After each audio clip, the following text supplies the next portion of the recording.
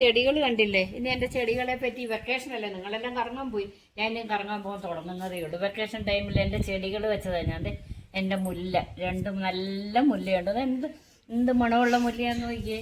ഇതാണെങ്കിൽ വേറൊരു ചെടി, അത് കൊച്ചതാണ്, അത് ചുമന്ന പൂവുണ്ടായിരുന്നു, അത് പൂവുണ്ടായിട്ടില്ല. അതാ ചെമ്പരത്തി.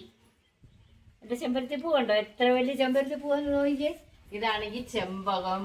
ഇത് രണ്ടും ഷോ പ്ലാന്റ് ആണ്. ഇത് 4 ഷോ പ്ലാന്റ് ആണ്.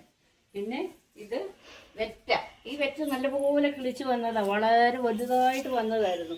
പക്ഷേ അത് ഇടയ്ക്ക് വെച്ച് കീട കയറി ഒന്ന് ഞാൻ കത്രി കൊണ്ട് കണ്ടിച്ചു. അതിനുശേഷം അതിങ്ങനെ ആയിപ്പോയി. എന്നാലും എൻ്റെ പൊന്നാരം വെറ്റ നല്ലതായിട്ട് കിളിച്ച് വരുന്നുണ്ട്. എനിക്ക് ഭയങ്കര സങ്കടമുണ്ട്.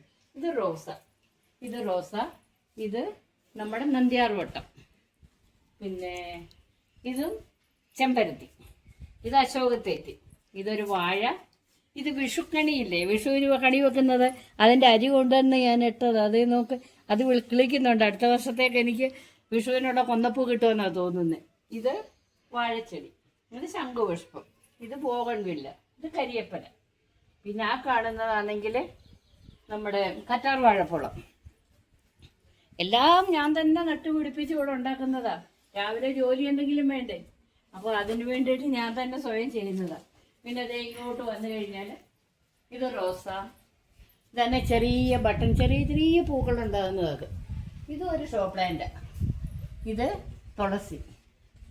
ഇത് വെളുത്ത ബോഗൺവില്ല. ഇത് നമ്മുടെ ശംഖുപുഷ്പം, നീല ശംഖുപുഷ്പം. പിന്നെ ഇത് പിങ്ക് കളറിൻ്റെ ബോഗൺവില്ല. ഇത് 2 ഷോ പ്ലാന്റ്. ഇത് വാടാമല്ലി. ഇത് മുല്ല. ഇതെല്ലാം ഷോ പ്ലാന്റ്. പിന്നെ ഇതാണെങ്കിൽ മണി പ്ലാന്റ്. ഇത് ഒത്തിരി ഉണ്ടായിരുന്നു, വലിയ ഇല പോലെ ഭിത്തിയിലള്ളി പിടിച്ച് വലിയതായിട്ട് വളർന്നതാണ്.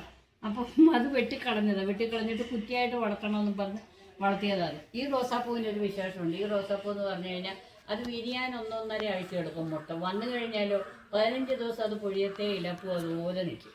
പിന്നെ അവിടെ ഒരു ലൈറ്റ് കൊടുത്തിട്ടുണ്ട്. ഇത് നമ്മുടെ വെയിലിൻ്റെ ഇതനുസരിച്ചാണ് ഇത് കത്തും. സന്ധ്യ ആകുമ്പോൾ തന്നെത്താനെ കത്തിക്കോളും, അത് തന്നെത്താനെ അണഞ്ഞോളൂ. ഇതും ഒരു ഷോ പ്ലാന്റ്. ഇത് ഞാൻ കുറേ വെട്ടിക്കളഞ്ഞു, വലുതായിരുന്നു. ഇതൊക്കെയാണ് വെക്കേഷൻ ടൈമിൽ നമുക്കുണ്ടായിരുന്ന ഇവിടുത്തെ ജോലികൾ. ഇത് ബാംഗ്ലൂരിലെ വീടാണ്. ബാംഗ്ലൂരിലെ വീട്ടിൽ ഞാൻ ഉണ്ടാക്കി വെച്ച ചെടികളാണ് ഇതെല്ലാം.